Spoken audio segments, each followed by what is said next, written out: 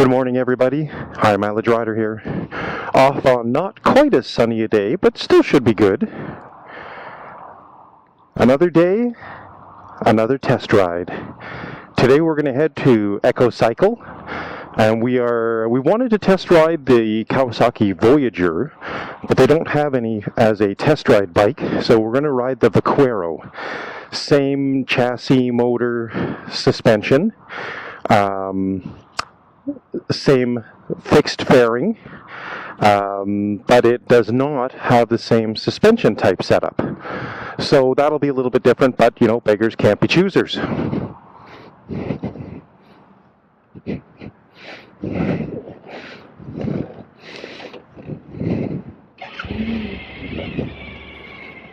So let's go.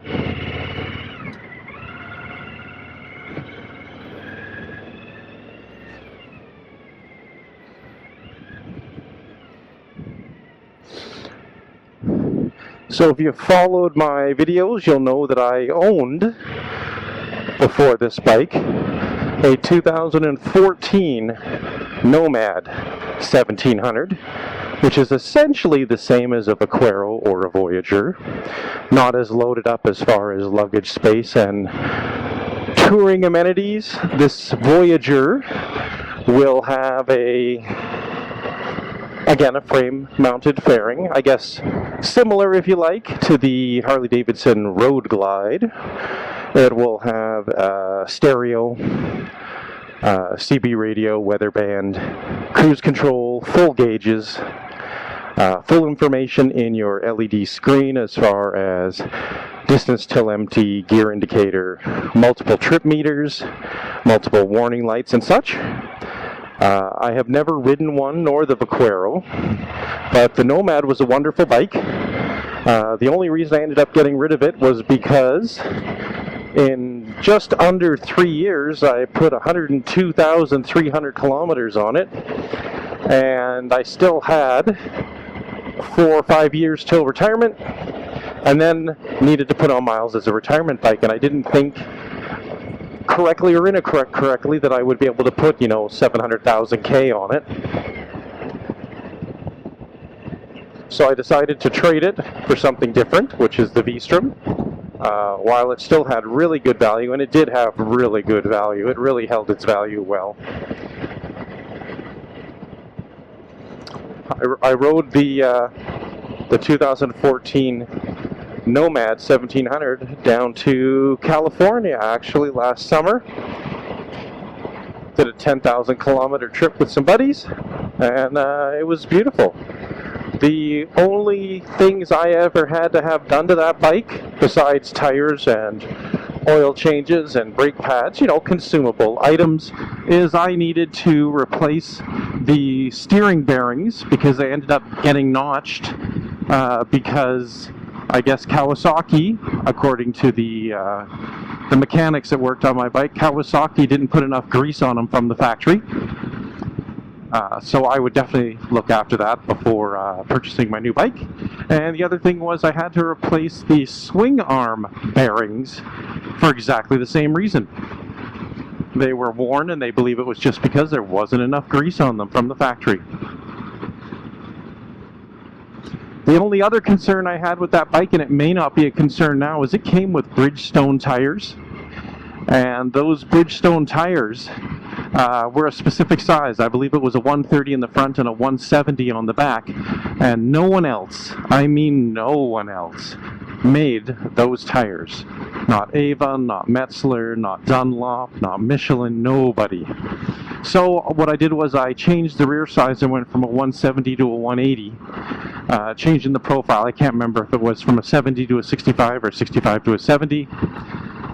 They said the only difference would be that my speedometer could potentially be out by 2-3 kilometers an hour. But those Michelin tires were amazing, and if I buy the Voyager or Vaquero or any of these large touring bikes, I would definitely go with the Michelin Commander 2 tires. They are bulletproof, amazing wet weather protection, driving protection, amazing dry. And the biggest thing is mileage. When I traded that Nomad, I had 26,000 kilometers on the front and rear tires. And when I traded it, the person who looked over my bike for the trade value told me I still had 30 to 40% wear left. Which can only make me wonder if the new Michelin 5s that are out apparently get 20% more mileage than the 4s did. So I'm in a perfect position now. If I put a set of those on, I'm good for the season. Given that I ride 35,000 kilometers a season, I might be good for a season on those tires. But we'll see. We don't want to get ahead of ourselves here. We'll see you at the dealership. As with any bike that we have all owned, there are pluses and minuses with each of those bikes. One of the minuses, I guess, or knocks against the Voyager, Vaquero, or the Nomad, which is no longer made, was that it had the old style air shocks. I guess it's air over oil, where you would get a little hand pump, and you would pump your air pressure in based on what your load was going to be. And of course, they would give you a sampling in the manual as one person, two people with luggage, one person with luggage, and you would set that up accordingly. It takes a little longer to do. Theoretically, you're supposed to get the weight off the back wheels in order to set it correctly. So much more work than the normal now coil-over shocks, where it's simply a one-hand adjustment of a monoshock. On the plus side, and this is a big plus, because it's a hydraulic, clutch hydraulic lifters, there are no valve clearances to ever do on the bike. That saves you a lot of money, because I know a lot of these bikes are quite expensive with their checking the valves, and they have to be done every either 18 or 24,000 kilometers. So like anything, there's a little bit of give and take. Here we are pulling up to EcoCycle, and looks like got a little excited this morning and misguessed how long it would take to get here, and I'm the first one here.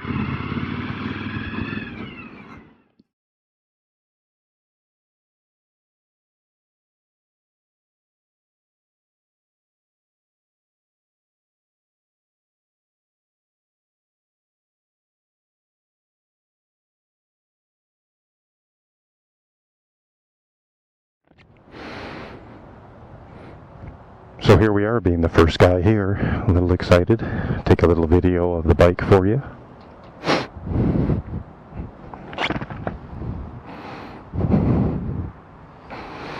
So today we're riding the 2018 Vaquero, because again they don't have a Voyager as a test ride bike.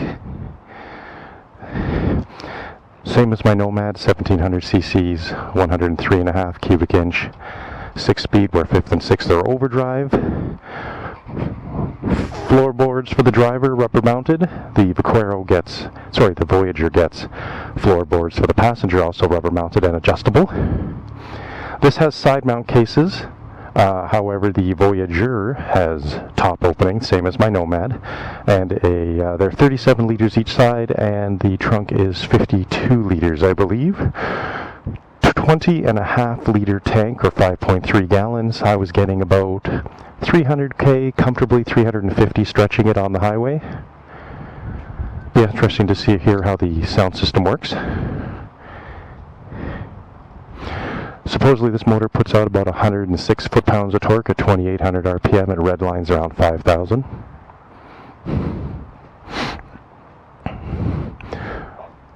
Heel toe shifter, which I love. Nice big floorboards. And we'll see you on the road. And here we go on our test ride. You know, it's funny. Within a couple minutes of being on a bike,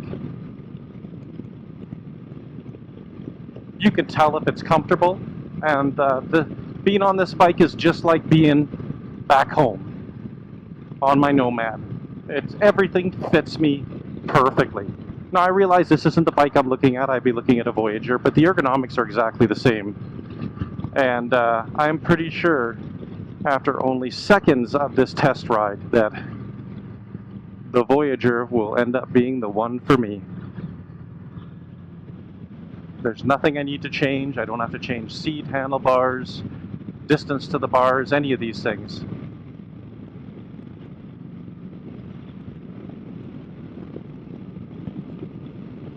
Of course, the Voyager will have a taller windscreen.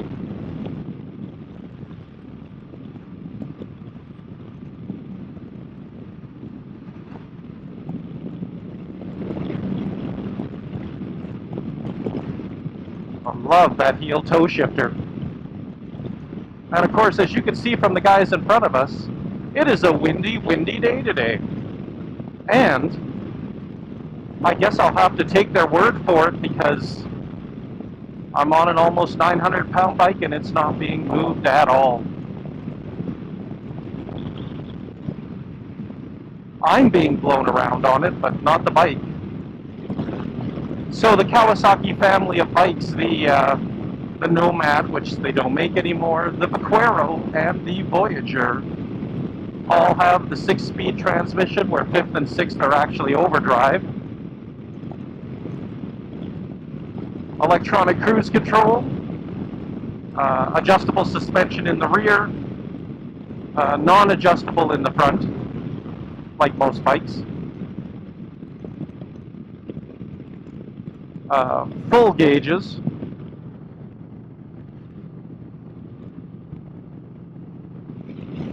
So we've got our fuel gauge, our speed, RPMs, which is kind of odd because my Nomad did not have RPMs, so it's neat to see what the engine's actually running at. And then our engine temp, and in the middle LCD we've got our odometer, how many kilometers, range, distance till empty, clock. So we're doing the same route as before. I think it's out to a place called Chikaku Lake. It'll be just over an hour test ride, I believe, hour and 15 minutes. So it really gives you a chance to get to know what the bike is like. And in this case, we're going to have bumpy roads, smooth roads. We're going to have lots of wind, which is a good thing.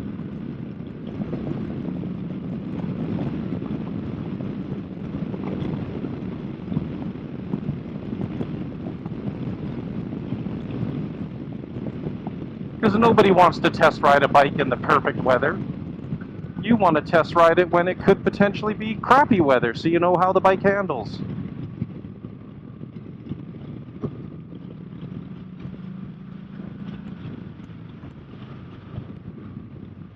We're just going to do a little regroup here and see how everybody's doing.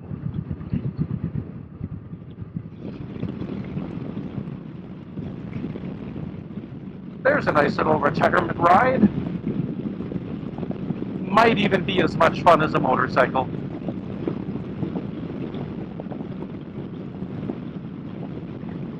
So I'm actually liking the way this fairing, this frame-mounted fairing, handles in the wind. It's very windy today, probably gusting 50 to 60 kilometers an hour would be my guess.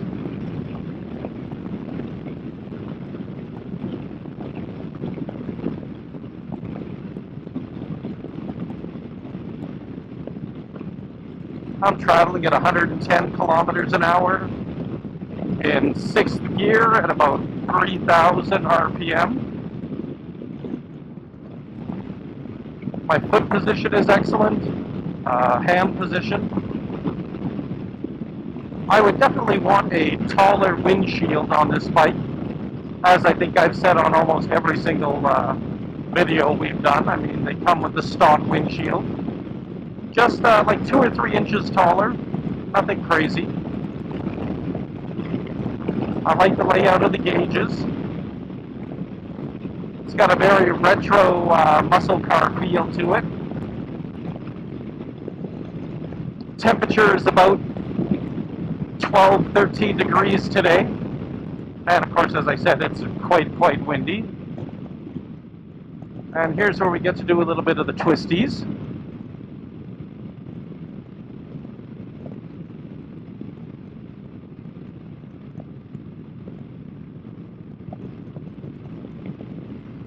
As with a lot of Kawasaki's, these stock grips are a little narrow, so I would put on a set of Kiryakin Isogel grips. So it has a Mode A button, which will give you your range, your average, kilometers per, what was that again? Kilometers per liter. And then a Mode B button, which will give you your trip A, trip B, and your total odometer. And then your time and your gear indicator. There's a light that comes on when you have the cruise turned on, whether it is actually engaged or not.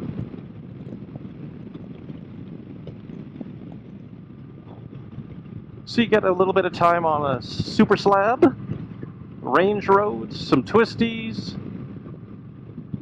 Unless the road's been fixed, there'll be a little bit of gravel up here. Some more twisty roads. Bike handles very, very nicely.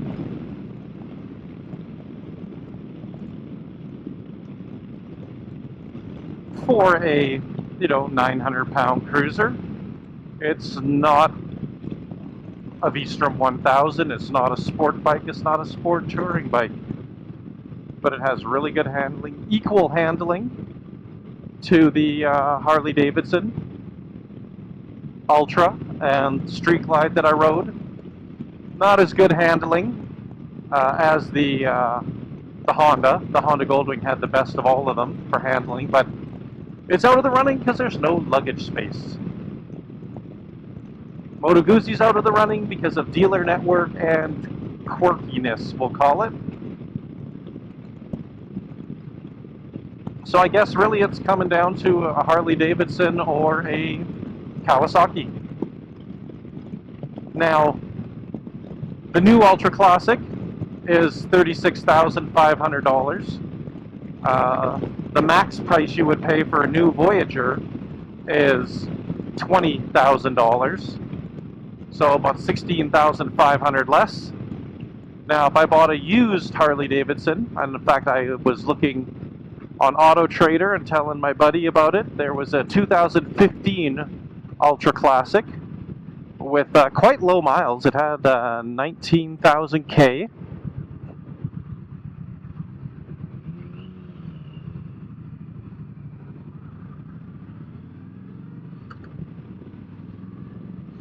And it was 23.5. So I could have a used Harley Davidson for $3,500 more than a new Kawasaki. Standard warranty on the Harley Davidson is a 2-year. I asked him what it would cost to get up to a 5-year unlimited kilometer warranty that would be valid not just at his dealership, but any Harley Davidson in North America, and it was $2,500. So that would push the price up from $23,500 to $26,000 for the used, or $39,000 for the new. The Voyager comes with a 3-year unlimited K warranty, and to buy the extra 2 years to get to 5 costs about $1,200. So I'd be looking at $21,500 compared to $39,000 for the Harley for new, or $21,500 for a new Voyager, or $26,000 for a used Harley. So it's something I'm really going to have to think about. And as I sit here talking, one thing I'm not thinking about is cornering on this bike. The bike is really, really nice. It holds its line beautifully. Suspension is really nice, and I don't have it set up for me. I mean, the suspension is probably set up for like a 150-pound guy, and I'm all of 190, 95 pounds, so having said that, I might like it just a little stiffer, which I could set, when we stop.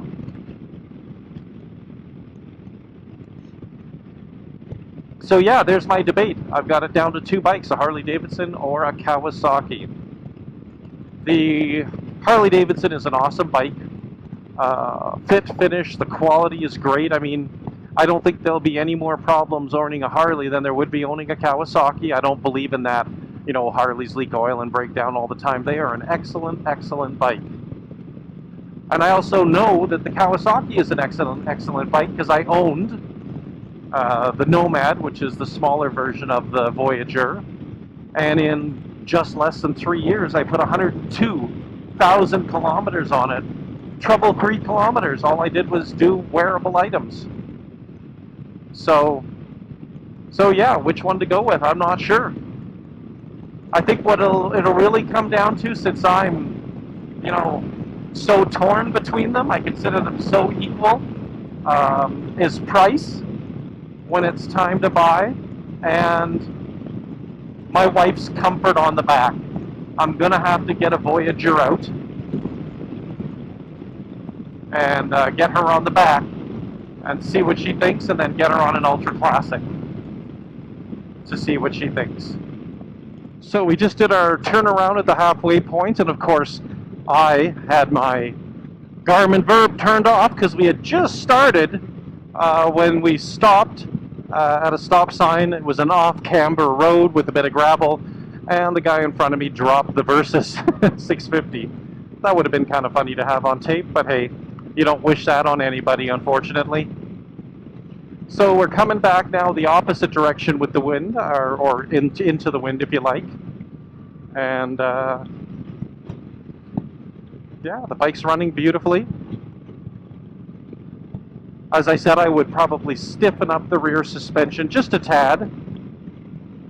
Because again, it's not set for me, but I can set it for me. I really like this frame-mounted fairing. Actually much better than the frame-mounted fairing with the Harley-Davidson. I found that the Road Glide with its stock windshield compared to the Vaquero with its stock windshield, the Harley-Davidson had horrible buffeting. Horrible buffeting, very turbulent air, like just shaking you all over the place. The Vaquero, it's nice and smooth, there's nothing on my chest, no buffeting, just noisy air. And I'm sure I could get rid of that with just a little taller windshield. So I guess there is something to be said for the frame-mounted fairing. It is very nice in the wind. Beautiful bike.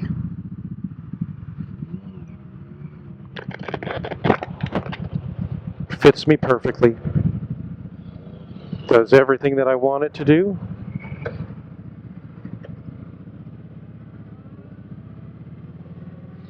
Does it for a really reasonable price. I really, really like the Kawasaki's.